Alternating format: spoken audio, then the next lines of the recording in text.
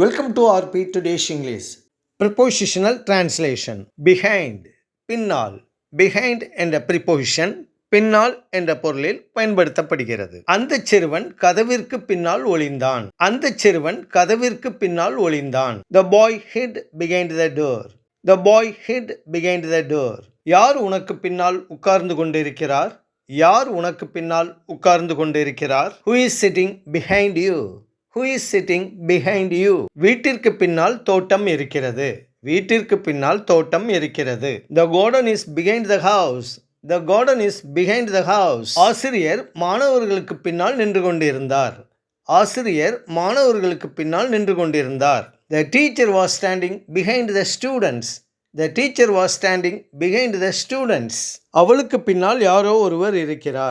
Someone is behind her. Someone is behind her. Thanks for watching. Bye.